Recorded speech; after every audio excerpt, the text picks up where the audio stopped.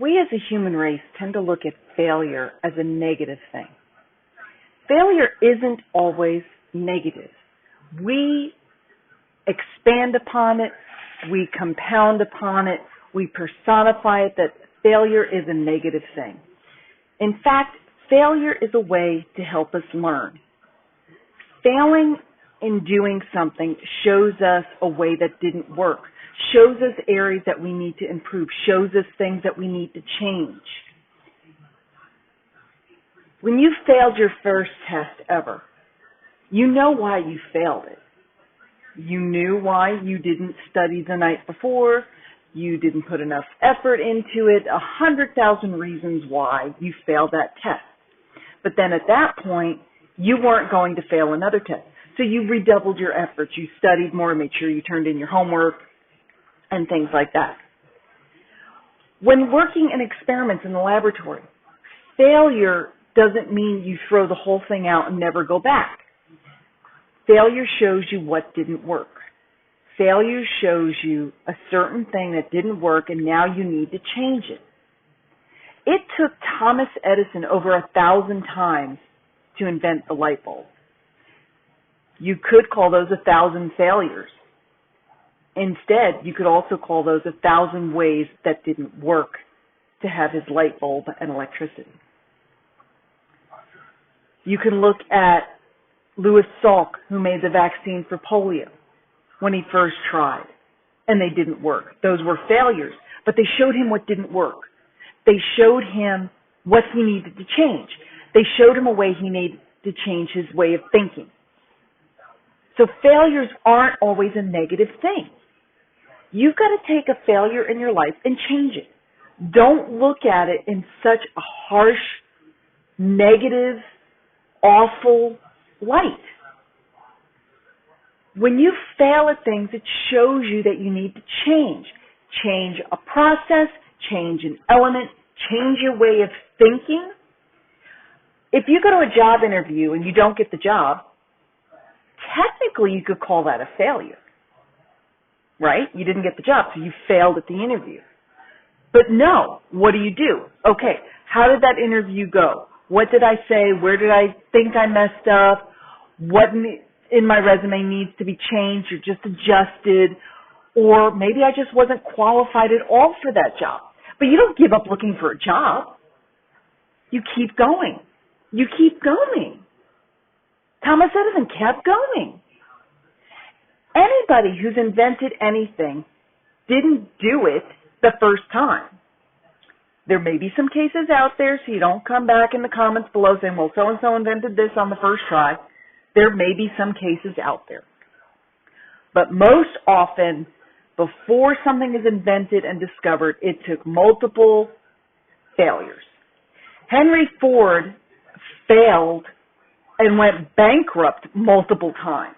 Now, isn't bankruptcy considered in the financial world the ultimate failure?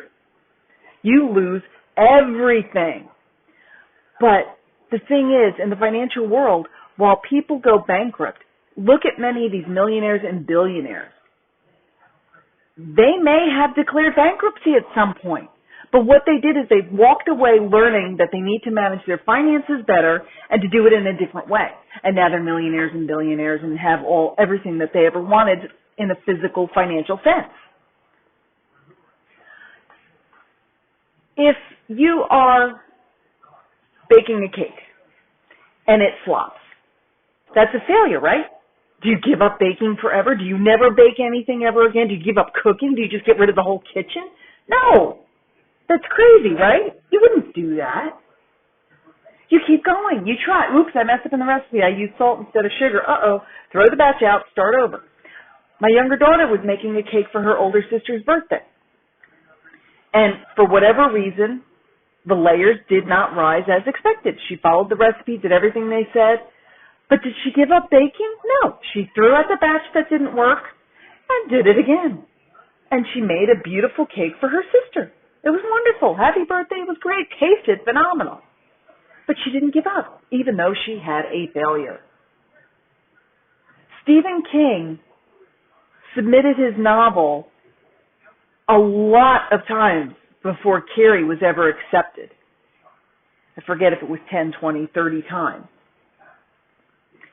Dean Koontz, the same way. Submitted his novels. They didn't get published the first time out. But the thing is, you keep going.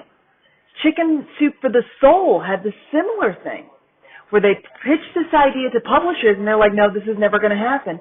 I believe, unless my facts are wrong, they wound up self-publishing, and now not only do we have Chicken Soup for the Soul, we have Chicken Soup for the Mom's Soul, the Dad's Soul, the Teen Soul, the Kid's Soul, the Grandma's Soul.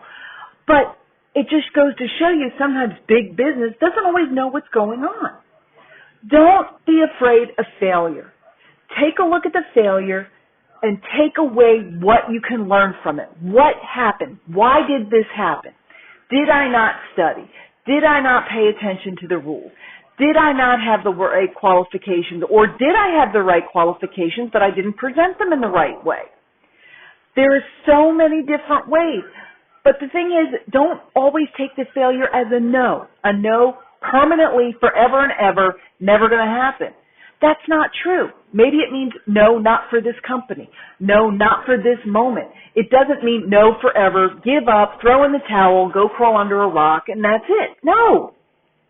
Keep going. Learn from it. Take away something important.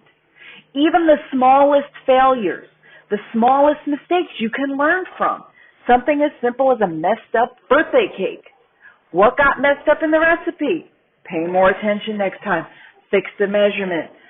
Something simple. So it goes to show you, don't be afraid of failure. Use each failure as a way to learn and a way to grow and expand your horizons. Hi everyone, I hope you enjoyed the latest video, and I hope it gives you a little inspiration to not fear failure and to take it in stride. Learn what you can, adjust what you need to, and keep pressing forward. If you like what you see, hit like and subscribe below, and I look forward to seeing you for the next time. Thanks!